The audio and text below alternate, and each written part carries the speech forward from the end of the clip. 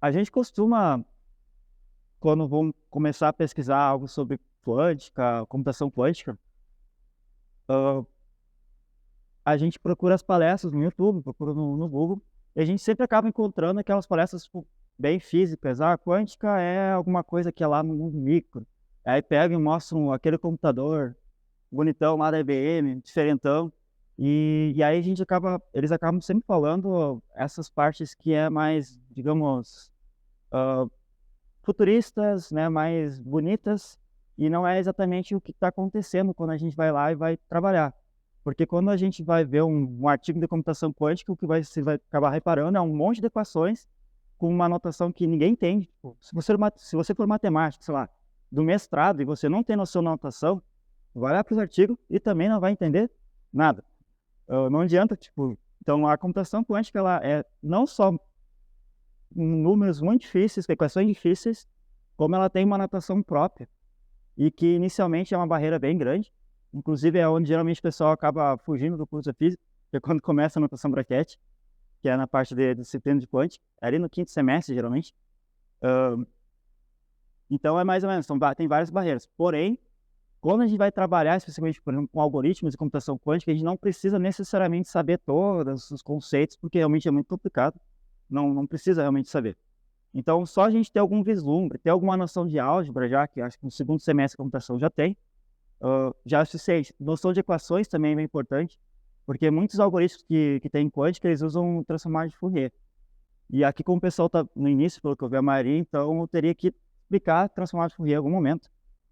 Não explicar, não, a ideia não é substituir um curso de cálculo, um curso de álgebra, um curso de equações, porque cada um desses cursos é 90 horas e aqui a gente vai ter, tipo, 1 hora por aula, né? Então, a ideia é realmente só passar um conceito, e o que eu vou sempre focar é na ideia da algebraização das coisas. Que geralmente, bom, eu estudei no colégio militar quando era mais novo, então eu tive contato mais novo. Mas eu já vi muitas pessoas até no doutorado que não tinham muita essa noção. Que eu posso olhar para alguma coisa, para uma expressão, e perceber que que ela tem objetos iguais, tá? E isso eu vou falar ao longo dessa aula, e a ideia é você sempre focar nessa percepção de objetos que tem, que pode estar em qualquer coisa. E essa classificação dos objetos é o que faz a gente, pelo menos que eu consigo enxergar, como um facilitador para a gente pegar essas coisas difíceis que tem na quântica e conseguir adaptar para alguém que não vai fazer quântica, não vai fazer uma disciplina um pouco mais difícil. Então, vamos lá. Só enfatizando, então, por isso que é importante vocês responderem o questionário para a gente saber qual nível que vocês estão. Porque a gente sabe que tem cursos diversos aqui, né? Então a gente quer saber como vocês estão indo, se vocês estão entendendo. Depois desse de hoje, a gente vai fazer um outro também para que vocês respondam se gostaram, não gostaram. A gente viu as respostas do anterior, gostando do que foi dito. A gente vai tentar usar, né, o que vocês responderam. Então, né, quando a gente colocar uma dúvida, faça, responda, que a gente fica muito feliz. Tá? E o propósito é crescer, todo mundo ir junto nesses mini cursos, que vão fazer quinzenais, acredito eu. E para os novos que estão chegando agora, estamos abertos a todos vocês. Qualquer dúvida, questão, me chama o Roberto, chama o Leonardo, estamos sempre aqui. Gostei que veio bastante gente. Pô, isso dá um incentivo bem grande. Quando eu cheguei na URGS, como eu saí da FCM, na FCM já tem computação quântica há 10 anos e é o melhor laboratório da física. Aí quando eu cheguei aqui na URGS, tipo, a URGS é maior que a FCM, é maior que a Federal de Santa Catarina. Aí eu nunca imaginei que não teria uma computação quântica aqui. Então a primeira coisa que eu pensei quando cheguei na URGS, eu pensei, pô, se não tem, eu vou tentar fazer. Aí quando eu vim aqui 3 semanas passadas, tava o Gabriel de Terno, sempre de Terno. Inclusive, já que ele não veio, Rosângela, tudo bem. Não, pera aí, a Rosângela chegou, eu vou colocar um terno, pera aí. Vamos botar um terno, vamos ser certinho. É que o Gabriel não veio, então tem que representar ele, né? Vamos lá. Isso, vamos lá, vamos lá. Agora estamos a caráter. Vamos. Bom, a Rosângela, que eu já tinha comentado, não sei se você vai querer se apresentar, ou a gente pode ao longo do tempo se apresentar. Ela vai acabar fazendo curso com a gente. e ela tem alguns projetos externos que a gente está tentando elaborar para o nosso grupo no futuro. Bom, ah, então aqui novamente, só para quem acabou entrando, se quiser, aqui tem o material de apoio e tem os slides também. E esse GitHub, esse QR Code do meu GitHub, vai estar sempre atualizado. A quem tiver interesse, eu tenho trabalhos em física aplicada em economia.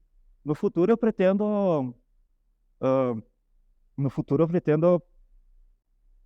unir tanto a física quântica com a economia, que se chama Quantum Finance, tá? E a ideia seria juntar, fazer grupinhos. Então, à medida que vai tendo esse curso, a gente vai vendo, quem gosta de economia e finanças. Então, vamos selecionando uns 3, 4 para fazer um grupinho sobre quântica aplicada a finanças, computação quântica aplicada a finanças. Tem uma outra área que é muito interessante, porque ela tem muitos recursos, que ela se chama fotônica. Tá? O nome é difícil, porque fotos e tudo mais. Porém, os circuitos que tem ali são circuitos simples, porque são de lasers. E se você for pensar somente nos circuitos, por exemplo, alguém da computação vai focar só no algoritmo do circuito, ele não precisa saber exatamente dos fótons. Fóton já vai ter o físico ali ajudando. Então, a ideia é segmentar, né? Quando você tem um grupinho de pesquisa, que fica mais fácil. E o legal da fotônica é que tem muito, muito patrocínio. É tipo, você falou assim, eu quero fazer um artigo, já vai ter uma passagem ainda para a Europa para ir para algum evento, tudo pago.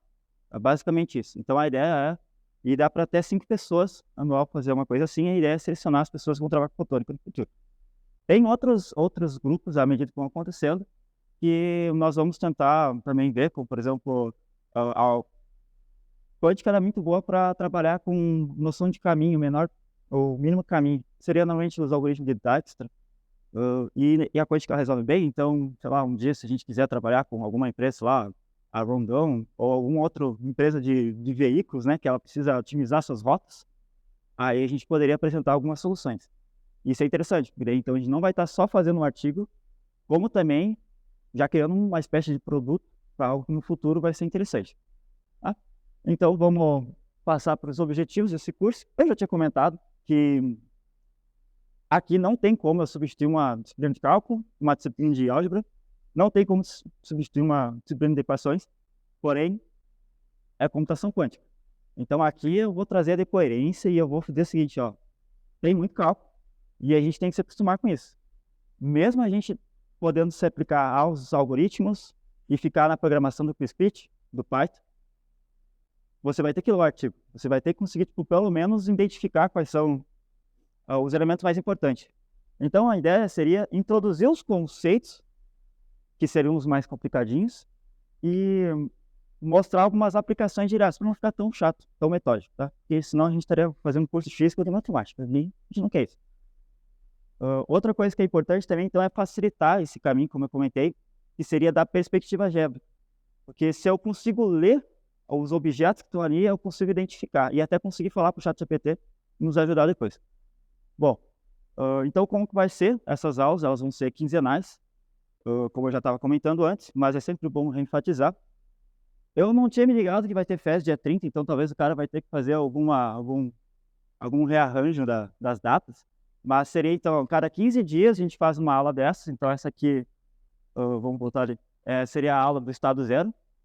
A ideia é ir aumentando os estados até chegar a um ponto que a gente consiga ter os grupinhos, sei lá, daqui a um semestre, pode ser, ou se for muito legal, 3 meses, talvez, ter alguns grupinhos já aplicados em cursos. E aí, quando começar a ter esses grupos, aí sim dá para fazer, por exemplo, um módulo de computação quântica aplicada a finanças, um módulo de fotônica, um módulo de labirintos, tá? Menor caminho. E aí vai.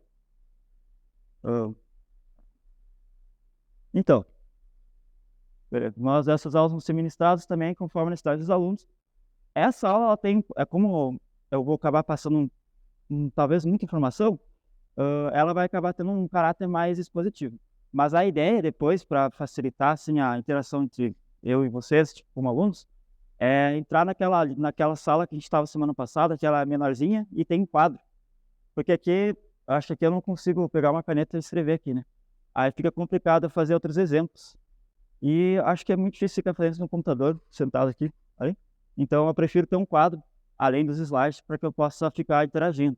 Porque, de novo, é muito conceito. Então, né, como a gente está na computação quântica, a gente acaba trabalhando muito com simulações. E então eu fiz a simulação do que seria a aula, né? Então eu separei, eu já estou pensando em forma algébrica, né? Eu separei as sessões dessa aula, que eu vou chamar de sessão verde de boas, que é aquelas informações um pouco mais simples, só para passar por cima. Elas, se a gente querer se aprofundar, elas são complicadas, mas não é esse o objetivo, não tem como.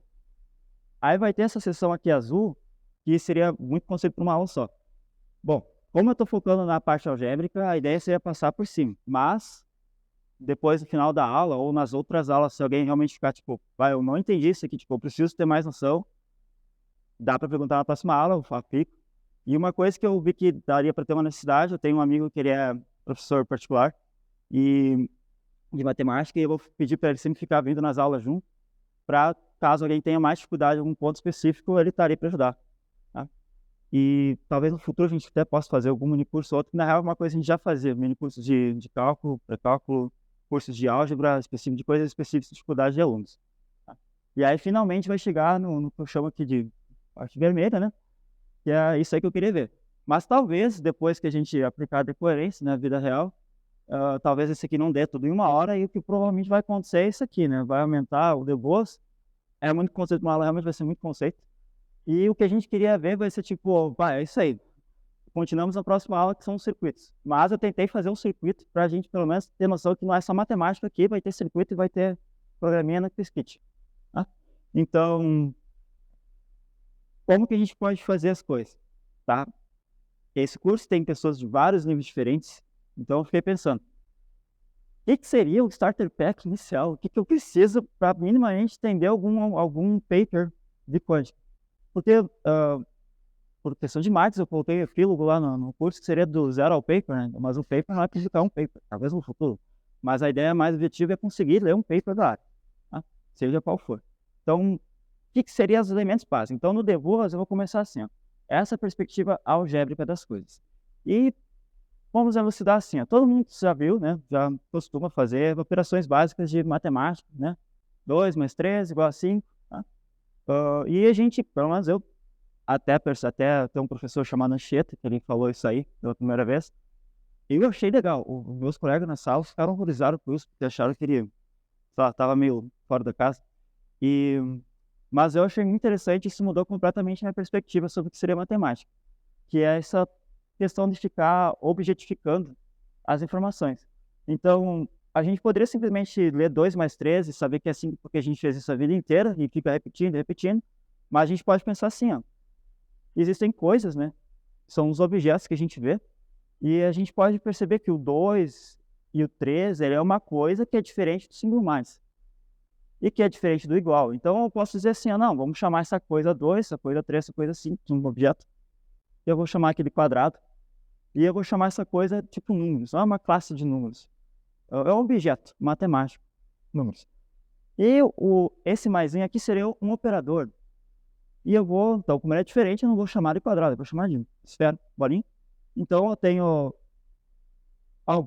uma operação agora entre dois objetos, que são um elemento, e eles estão interligados por uma aplicação de um operador. A gente estava falando só de 2 mais 3, mas agora a gente entrou em álgebra, simplesmente adicionando quadrados e esferas. E se eu tirar essas informações, eu generalizo numa forma. Olha só, então eu saí simplesmente de uma operação que a gente sempre faz no dia a dia, tipo 2 mais 3, e generalizei para uma coisa uniforme que não tem número, é só um quadrado e uma bolinha. Bom, então essa seria a ideia de algebrizar as coisas, é isso que eu vou ficar propondo para tentar facilitar os entendimentos. Tá? Então, a gente outra informação que é bem importante a gente entender, seria essa noção de comutatividade. A gente sai do colégio pensando que tudo pode ser invertido, né? A ordem. 2 vezes 3 é 6. Se eu fizer 3 vezes 2, também vai ser 6, tá? Mas não é sempre assim. Alguns já fizeram algo e já perceberam que, tipo, nem todos os vetores são comutativos. Seria essa ideia de inversão. As matrizes e os operadores, que é a parte mais importante da quântica, não são. Os operadores é essa ideia do que está aqui no meio, tá? Que ele está sendo aplicado. Então, como que eu posso algebrizar essa informação de comutatividade? Eu posso dizer, então, que os números são os quadrados. E como eu não sei qual é o número, eu vou diferenciar eles como se fosse 1 e 2. E aí vai ter um operador aqui no meio, vou chamar de produto. Talvez em vetor, chamar esse produto, seria uma outra característica lá, rotacional, rotação. Cada contexto na física, cada contexto que a gente vê em matemática, ele tem uma aplicação diferente para cada símbolo. Então, é bom a gente começar fazendo essas coisas e perceber que até continha simples, a gente pode dificultar ela trazendo essa questão de abstração, que é a função da álgebra. Tá? Então, agora quando eu olho essa informação aqui, de 2 quadrados sendo multiplicados, eu já não sei afirmar se realmente tem comutatividade. Eu não sei o que tem aqui dentro. Aqui dentro pode ser um número. Ok, o número eu sei que tem comutatividade. Mas se eu colocar nesse quadrado 2 quadrados, eu faço um vetor. Tá? É isso que a gente vai tentar fazer. Ó, se eu trazer 2 vetores, né? 1, 2, 3 e 4, vou chamar um vetor de U, outro vetor de V. O GPT sempre ajudando a gente, né? E a gente fizer a multiplicação deles, que é o que estava sendo colocado, a gente percebe que vai ter um objeto aqui chamado esse resultado, 3, 4, 6, 8, uma matrizinha. E que se eu inverter a ordem da multiplicação deles, como foi proposto antes, a gente chega em uma coisa que é até parecido, parece que inverteu só o 6 e o 4, mas são objetos diferentes.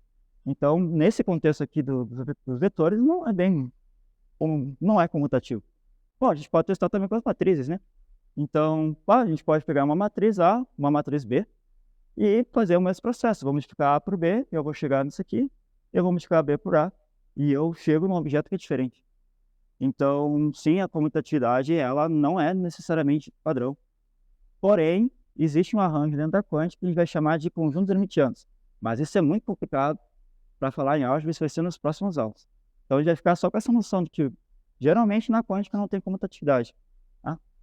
E outra coisa muito importante na quântica, lembra que eu comentei, que é a notação. Não adianta nada você ser um baita matemático, ter pós em matemática, e você não sabe lidar com a notação do bracket. E isso eu acho que é uma barreira gigante, mas até que ela não é tão complicada no início. Então, o que seria o BRA? O BRA seria a mesma coisa que um vetor linha. A ideia de bracket, quando o Dirac pensou nisso aí, foi inicialmente para trabalhar com vetores, depois ele reparou, na real ele já estava desde o início querendo chegar na quântica, mas ele começou fazendo um simbolismo para vetores e migrou para essa questão de estados e ket. Então, o braço seria um vetor linha, né? A gente representa por esse maior que e assim. E eu já vou adicionar essas variáveis aqui, porque físico, eles gostam muito de letras gregas. Então, bom, vai ter uma letra grega aqui, vai ter letra grega aqui, a gente vai ver a letra grega o tempo inteiro. Então, aqui então vai ser um bra, um fi e um ket, isso aqui.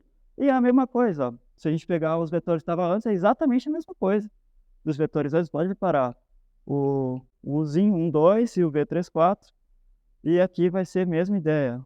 Quando ele está de pé, coluna, né, ele vai ser um ket, desse jeito. E quando a gente quer representar o mesmo, invertido, faz aqui. O processo para inverter é a transposta que a gente conhece, né? Só que no mundo da quântica tem muita coisa de números imaginários. E aí o número imaginário, se eu inverter, não dá muito certo. Então você tem que também fazer você tem que inverter o sinal do número imaginário. Porém, isso eu não vou falar nessa aula, porque não é o objetivo. Isso aqui, vamos tentar focar na álgebra, né? Então, se eu pegar e fazer a mesma representação de antes, dos continhos, só que agora usando o bracket, parece que mudou muita coisa, mas é exatamente a mesma operação. E isso incomoda nos artigos, porque a gente vai ver um monte de coisa que é simples, que a gente sabe, depois que entende álgebra, mas não vai entender as operações por causa da notação. Mas é exatamente a mesma coisa. Ó, e a gente chega nessa, que eu estava aplicando a matriz, ó. Tá vendo essa noção aqui? Isso aqui seria um produto quer, tá? Entre dois, um produto bracket. Também não vou entrar aqui, mas é só para a gente começar a ter uma similaridade, né, com essas formações. E exatamente o que a gente fez antes está aqui, ó. A gente está multiplicando as duas matrizes, a única diferença que... Matriz não, os dois vetores, a única diferença é essa notaçãozinha aqui. Tá? Se eu inverter o V pelo U, mudando o ket aqui, ó, mudando esse maior que, vai ser outra operação, que é a operação de probabilidade. Eu também não vou comentar, vai ser na próxima aula. Tá? Então a gente acaba chegando na mesma opção lá, que ia dar resultados diferentes, e a gente vai ver isso aqui, já essa notação, ó, mostrando que não é comutativo, os dois. Tá? Olha como já fica bem mais estranho quando tem uma notação de ket. Tá? Mas não se assustamos, Isso é o suficiente para a aula de hoje. Bom, tá, eu prometi que isso aqui era a parte de boas, né? Então, chegou no de boas, a gente hoje revisou, então, a nossa sessão aqui dos tópicos, mas tem toda essa coisa aqui que seria, né, muita informação para uma aula só, vou chamar assim de votação. Votação é uma aula que realmente daria uma aula mesmo de 1 hora, mas a gente vai focar só numa coisa específica. Tem os números imaginários, eu vou colocar um monte de gráfico ali, mas a ideia é só focar numa coisa específica. Eu quero passar um insight de como que a gente poderia imaginar a esfera de bloco aqui no final. Espero que dê certo. Se tiver físicos aqui, me perdoe, talvez seja um pouco errado para fazer, mas a ideia é passar uma ideia para a gente visualizar como que surge aquela esfera, que qualquer curso de introdução, depois que a gente olha na internet, simplesmente joga aquela esfera e fala assim, ó, aqui está o cubite. Tá, não entendi. Tipo, tá aí a esfera e vai girar ali e a gente não sabe de onde veio. Né? Então, vamos começar por isso. E aqui seria então a parte que a gente queria ver, né, que é o site da IBM, com as portas lógicas, montando circuitos. E sempre comentar aqui, isso aqui não tem como explicar, então só vou comentar que toda matriz unitária, seja lá o que for ela pode ser uma porta lógica na quântica. Tá? Ela só vai ficar como um comentário. Então, a gente vai falar uma brevíssima noção de rotação. A gente já tem acostumado até, acho que assim, isso tem no ensino médio, acredito, que é quando a gente faz uma rotação de 2 vetorzinhos. Então, a gente representa ele normal, né? Como a gente iria ver na notação normal, como se fosse com esse símbolozinho de seta em cima, 1, 0. Mas a gente pode representar agora, como a gente está em quântica, a gente vai representar ele como cat. É exatamente a mesma informação. A única diferença é a cara que está ali. E aqui também, ó, então eu fiz uma rotação de 90 graus, fiz isso aqui, então não é exatamente o mesmo. Ele é o mesmo objeto, mas ele está diferente, então eu vou chamar de velhinha. Por que é diferente? Porque teve uma aplicação de um operador aqui. Lembra que eu chamei que o operador era o maisinha, estava fazendo uma coisa, aplicando outra, entre 2 elementos do mesmo objeto, tá? 2 elementos, no caso. Então, isso está acontecendo. Eu tenho 2 elementos, que são a mesma coisa, são 2 vetores, e no meio tem alguma coisa que é o que faz essa informação aqui de girar, tá? Essa informação, seria essa matriz aqui, ela não é a da quântica. Essa aqui é a rotação básica no plano. Mas o que é importante dela é que ela é bem semelhante da quântica, no sentido que tem cossenos, tem senos, diferente, só que a quântica ela vai ter um izinho aqui, tá? E a gente não vai trabalhar nisso hoje, a ideia é só pegar isso, ó. Eu tenho, então, um elemento, tenho outro elemento, e eu tenho que aplicar algo aqui que eu vou chamar, então, de um quadrado, que seria o meu operador, né? O operador rotação. Tá? Então, como que eu faço essa operação de aplicar um operador na quântica? Vocês não têm noção que para falar sobre operadores em física, geralmente demora 6 semestres. 6, 5, 6 semestres. Então, eu estou literalmente dizendo que o operador é um quadrado laranja, tá? Para facilitar o entendimento. Mas é mais ou menos assim, porque como que a gente usa ele é bem basicão. A gente pode simplesmente só fazer isso. Ó. Eu peguei aquele quadrado e eu quero aplicar uma coisa, né, que é o vetorzinho que eu falei. E eu sei que essa aplicação dele, seja lá como que ocorre a matemática da coisa, vai me gerar alguma informação. Eu vou chamar de interrogação aqui, né? Mas como que eu aplicaria, né? Porque todo operador, ele tem alguma coisa, alguma matriz associada, alguma regra matemática. E tem coisas bem difíceis, bem malucas que a gente vai ver em quântica. A gente tem, por exemplo, nem vou entrar nesse assunto. Bom, mas tem coisas bem difíceis. Então, na parte que eu ia fazer, ó, eu sei que tem uma aplicação bem simples, assim como eu coloquei aqui, e que essa aplicação aqui, a gente vai ter que usar a informação do que seria esse operador e aplicar, resolver esse operador. Tá? Pode pensar no operador como se fosse uma função? Ele é quase como uma função. Se tu pensar a função como se fosse, eu pego uma função e multiplico alguma coisa, aí ele serve como operador. O operador é alguma coisa que faz algo. Ele tem um elemento, tem uma coisa aqui, e aí eu, sei lá, chuto uma bola. O ato de chutar seria o operador. Tá? O operador é o que faz alguma coisa, é o que aplica algo. Porque na álgebra, diferente do cálculo, a álgebra é sempre tipo, meio estática. Né? Tem coisas, tudo parado, e aí alguma coisa tem que mexer. Essa coisa que mexe é esse operador. É uma formulazinha matemática que tu vai aplicar em cima, como está mais ou menos aqui. Então eu vou pegar esse quadrado que eu vou e multiplicar. Aqui não é multiplicar porque a gente sabe que como aqui é uma matriz, né, e eu estou multiplicando um vetor, não precisaria colocar esse pontinho aqui. Mas é só para facilitar que eu estou fazendo alguma operação, né? Porque a gente está acostumado a ver nenhum mais para mostrar que está tendo soma. Mas, novamente, no mundo da quântica, né, como a gente gosta de falar, mundo da quântica, tem coisas que são muito diferentes e às vezes a notação ela é completamente convencional. Que nem um dia os caras disseram que a corrente é da esquerda para a direita e não da direita para a esquerda, para sim, porque tem que ter uma convenção. Mais ou menos assim nesse sentido.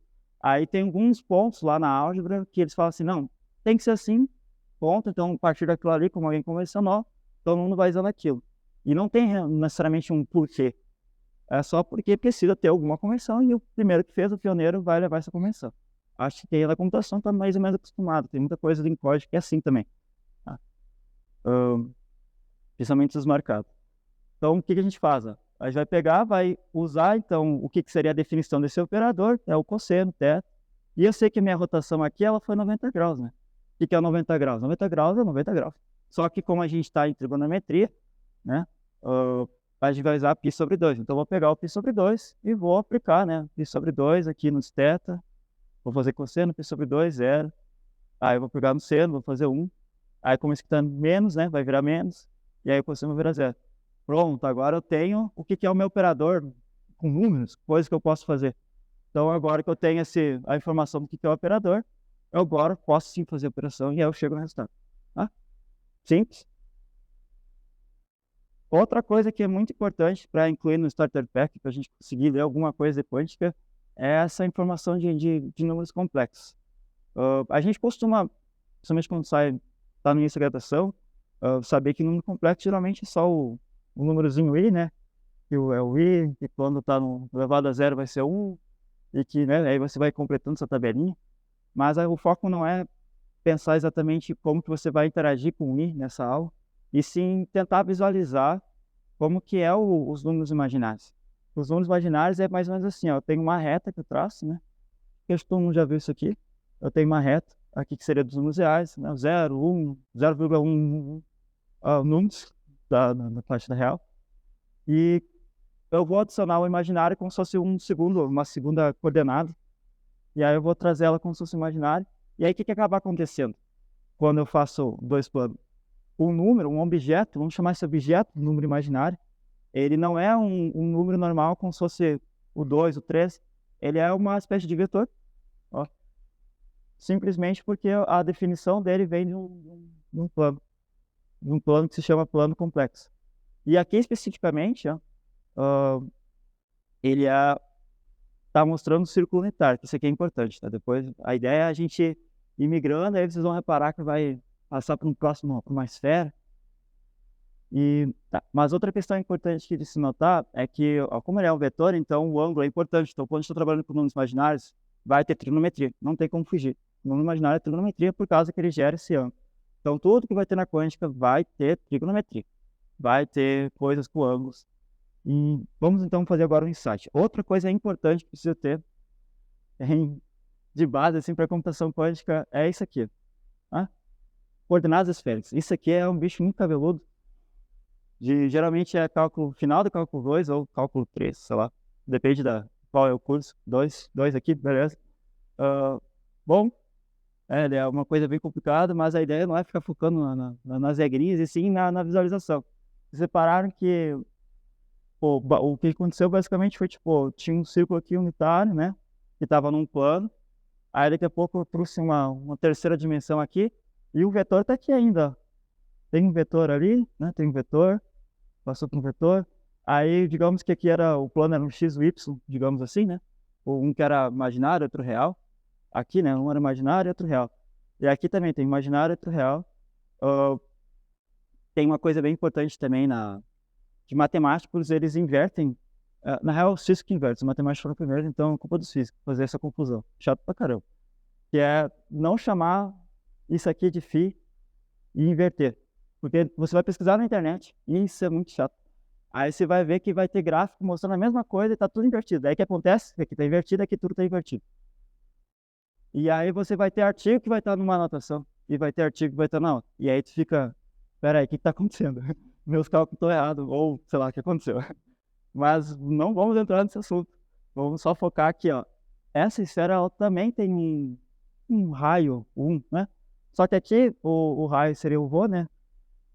Que a gente vê em coordenadas, e a gente chama ele de 1 para formar essa estrutura aqui. E agora a gente está chegando no que seria a nossa visualização da esfera de Bloch, que todo mundo fala quando vai começar a falar depois, que é pegar exatamente esse círculo e adicionar um cat 0 e um cat 1. Ponto, a gente chegou na esfera de Bloch, é o que todo mundo fala. Então a esfera de Bloch ela precisa ter um plano, né? Um plano real e imaginário.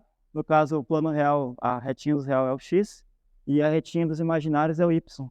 Tá? E o z é uma terceira coordenada que para facilitar a visualização dos cats, tá? No caso do cat 1, do 0 e do 1. Essa esfera ela consegue representar apenas um cubyte. Aqui cubyte, a definição dele seria apenas dois vetores, um espaço algébrico simples, e mais de um cubyte não teria como representar no 3D. Até tem por 2 cubytes, quando a gente vai usar, por exemplo, portas tipo CNOT, que dá para fazer uma representação meio 4D ali, diferentona, mas eu não acho que mais atrapalha do que ajuda. Bom, então chegamos na esfera de Bloch. Ela é basicamente a mesma ideia daqui, a insight que a gente estava tendo antes, adicionado os cats. E a diferença de uma computação normal para a computação quântica, isso que eu vou trazer, não é somente um conceito algébrico, mas acho que seria realmente a única definição importante para a gente entender o resto, ou pelo menos acrescentar alguma coisa, né? Que computação, geralmente, a gente diz que as coisas são 0 ou 1, né? Deveria ter colocado 0 em cima em 1, por causa daqui aqui. E o bit quântico seria quando a gente não tem uma informação apenas dupla, né? 0 ou 1. Seria uma informação que eu tenho alguma coisa no meio, né? Eu tenho 0 e 1. No caso aqui, essa informação no meio, tem 0 e 1, toda essa, ele pode girar como uma esfera, né? Então, o meu cat, que é a informação do meu bit, que vai ser só 0 ou 1, ele pode ser 0 ou 0 alguma coisinha aqui, 0 alguma coisa aqui. E se ele girar só nesse eixo aqui, né? Ele vai ser simplesmente real, vai ser só um número. Mas ele não só tem isso, como ele também tem essa que a gente chama de fase. Por quê? Por que seria fase? Porque aqui seria o imaginário. Essa questão do imaginário aqui, né? Então, quando a gente girar um pouquinho para o lado, pensa que isso aqui é a base. Se eu tenho os meus vetores somente nessa linha dos reais, vai ser só um número. Mas se eu giro um pouquinho ele, tem um ângulo aqui, que é a minha fase de cubyte, que eu estou falando bastante, que é importante. A porta lógica acrescenta uma fase no sistema, no circuito. Tá? É mais ou menos essa ideia. Simplesmente porque eu saí do eixo e aí ele vai ter um pouco de número imaginário. Aí, como tem número imaginário, ele vai estar acrescentando uma fase. Algebricamente é isso. Tá? Tem, conceitualmente, fisicamente, é outra coisa, um pouco mais complicado de se falar, porque vai envolver conceitos maiores, mas na prática é porque tem um I a mais ali. E isso seria a fase diferente. Tá? Então, a gente tem essa noção agora. E então, vamos definir o cubyte. Então, seria qualquer sistema de 2 níveis. O que seriam os 2 níveis? 2 estados que a gente pode chamar de 0 e 1, simplesmente porque é mais fácil, a gente estar acostumado com os bits, que é 0 e 1. Então, vamos chamar de 0 e 1, vamos adicionar a notação de bracket. Aí a gente vai definir aqui mais algebricamente que o cubyte, então, seria esse estado vetorial aqui. Bom, e esse 1 aqui, que seria o tamanho do vetor, ele está relacionado com a probabilidade, né? Que seria, então, o módulo de cada um dos coeficientes das bases vetoriais aqui. Não vou entrar na parte algébrica nesse sentido, porque envolveria alguma coisa a mais, pode ser nas próximas aulas. Mas aqui não é a ideia. Outra coisa importante é que quando a gente vai andar nessa esfera aqui, a gente vai estar fazendo uma coisa semelhante que ocorre nas coordenadas esféricas, que é adicionar um cosseno, adicionar um seno. Só que tem um bicho chamado...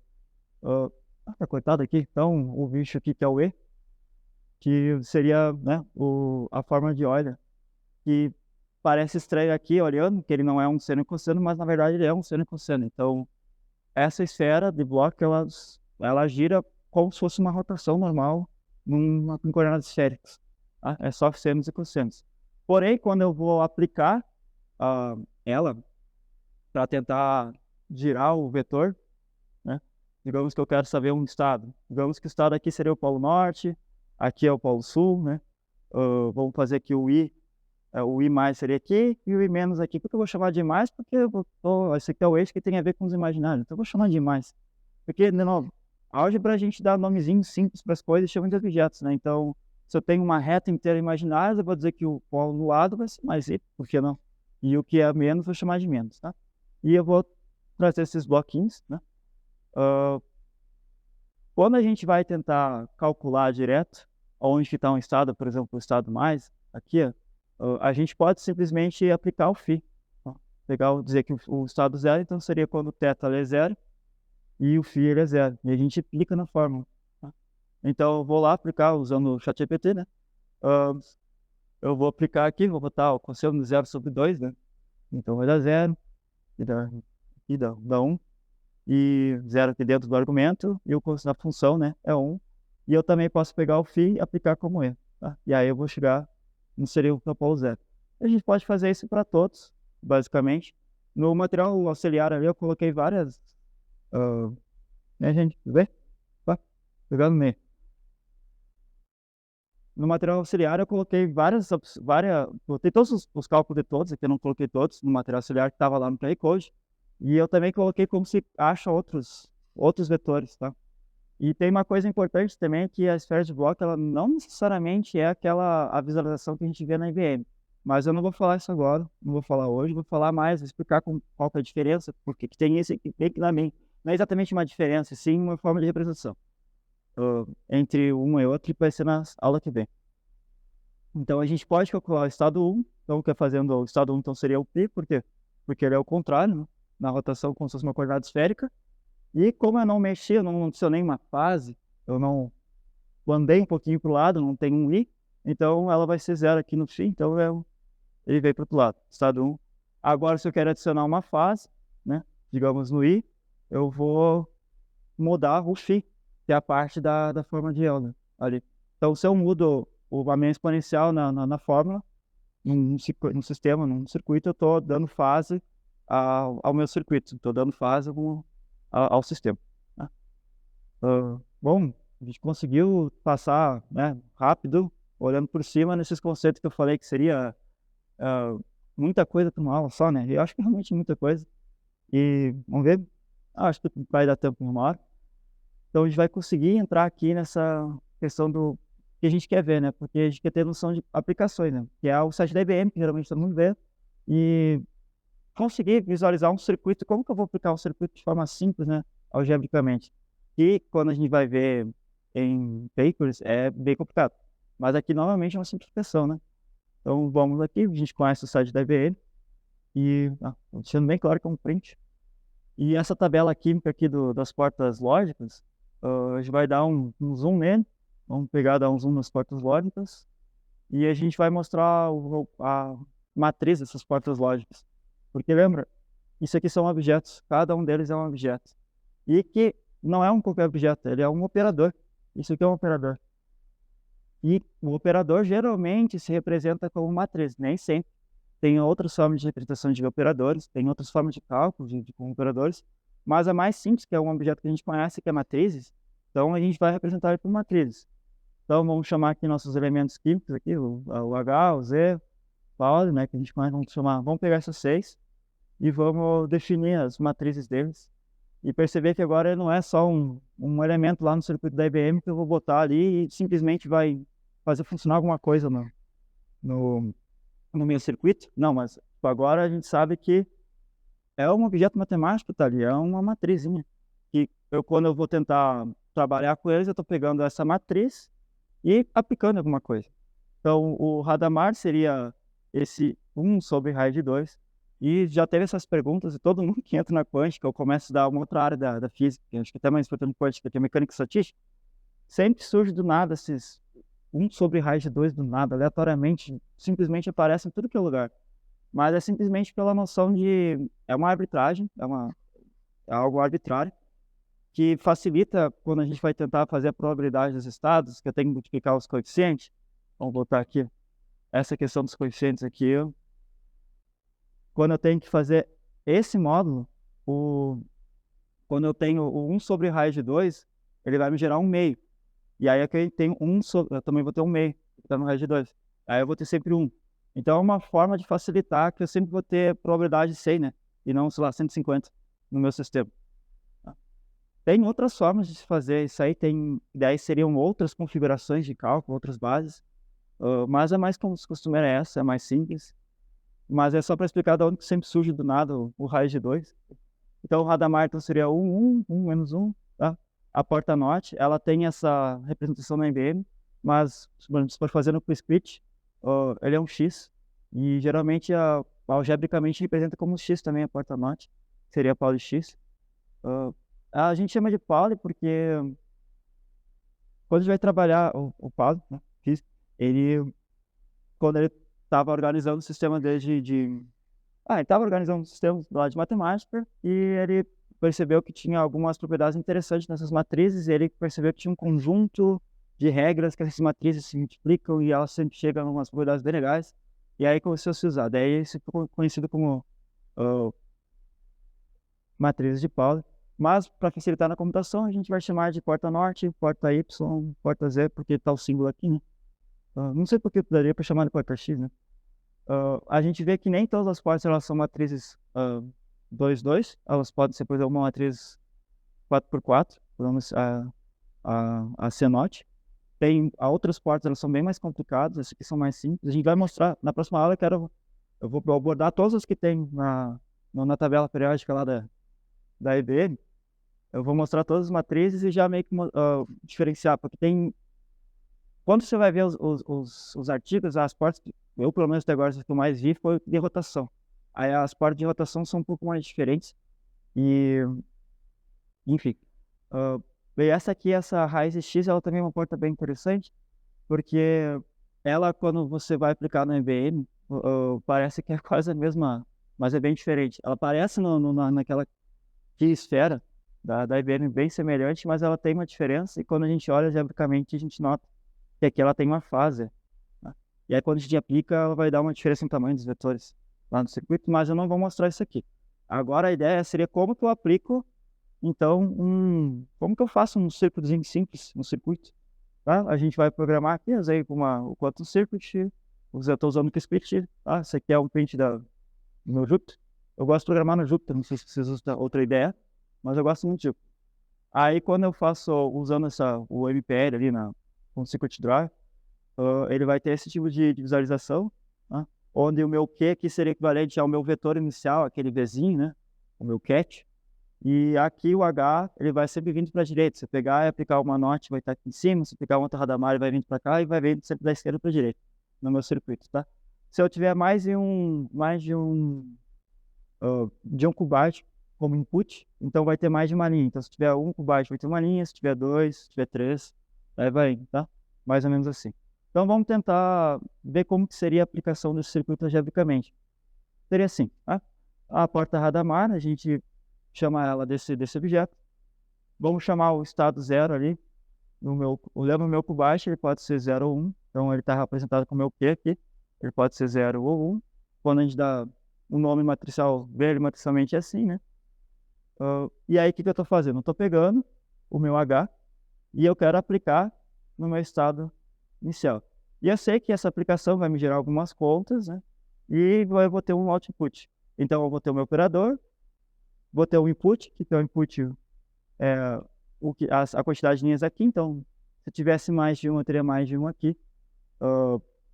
E a gente sempre pega, você vira que é da esquerda para a direita, quando a gente vai colocando mais bloquinhos aqui, e quando a gente vai representar algebricamente ao contrário.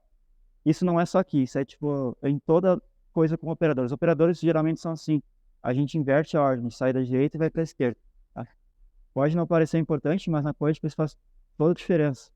Porque a ordem, tem algumas coisas que a gente estuda mais difícil lá, que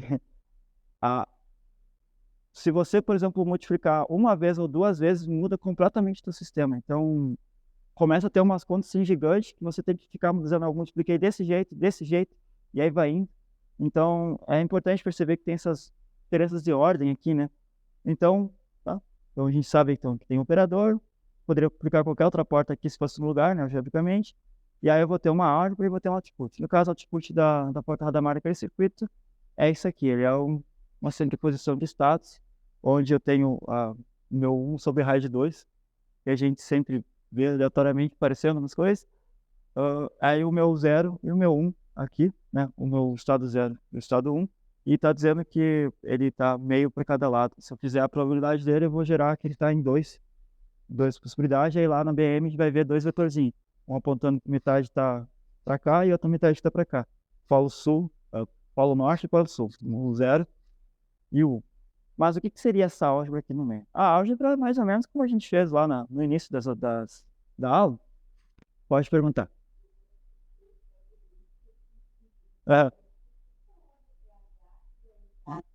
Não importa de blocar. De novo, eu comentei que tem várias convenções, né? Pois então, a primeira vez que fizeram esse... Vemos isso aqui, digo da raça. Pode. Sei. Da esquerda também. Ele devia estar. Exato. Isso, exatamente. Na matemática inverte, mas é por causa das propriedades dos operadores, isso. Sempre assim, se você pegar um circuito bem grande, um circuito, sei lá, com 20 portas, tá? Ou 20 portas, 10 linhas, tá? Sim, vai ser sempre da direita para a esquerda, e aí quando são linhas diferentes, você não faz nem na... na prática é só a forma que a gente calcula, mas os resultados são tanto semelhantes, né? Isso, é só a ordenação, porque na quântica importa. Exato, se fizer o contrário, não, é uma noção de comutatividade isso, porque não, a ordem importa. Quando a gente fala comutativo, a gente está querendo dizer que ordem importa ou não. Então, é não comutativo um ambiente, então quer dizer que a ordem importa. Geralmente é assim. Isso. Então, tá, a gente vai pegar e vamos ver que essa álgebra, a álgebra seria então essa parte aqui, ó. A gente disse que a gente inverte, né? Então, na representação de matemática, né, de bracket, a gente vai fazer isso aqui, ó. O H aplicado no meu estado 0. É assim, ó. E aí aqui eu faço a multiplicação que nem a gente fez antes. Eu pego e aplico essa porta aqui, que é a matriz, que a gente agora já sabe que é uma matriz, e multiplica pelo meu estado. E aí vai fazer as continhas, e aí a gente vai chegar no output que a gente tinha. Então, isso seria a parte algébrica do... Uma maneira simplificada, né, do circuito. A porta norte seria mais ou menos a mesma ideia, né? A porta norte, aqui no Qiskit é o X, no IBM é isso aqui. Ele é esse 001 aqui. Aí esse aqui é uma repetição que eu já trouxe aqui porque é bem comum, que é a seguinte: eu tenho um estado, e aí após uma aplicação, seja o que for, né, então, a partir daqui, eu chego no 1. Isso aqui é uma notação que se tem. Outra, para facilitar, também tem notações nesse estilo, assim, eu tenho o meu estado 0, aí após a aplicação de alguma coisa, eu tenho o meu estado 1, né?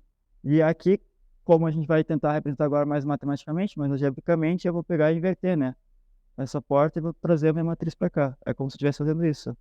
Isso aqui, nisso aqui, dá 1. Então vamos tentar agora aumentar um pouquinho o circuito, vamos fazer como se fosse 2. Então, como eu vou fazer 2, o que eu vou ter que fazer? Eu primeiro vou pegar o X, vou pegar a porta norte e vou passar para cá.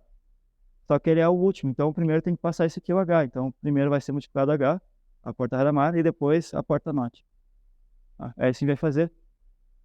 Então a gente vai trazer primeiro o H, porque ele está mais próximo do estado.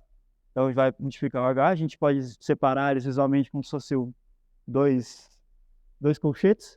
E aí então a gente vai, então a gente aplica essa matriz aqui, porque isso aqui não necessariamente é igual a isso aqui, porque aqui está uma notação simbólica, e isso aqui não é mais uma notação simbólica, tem números.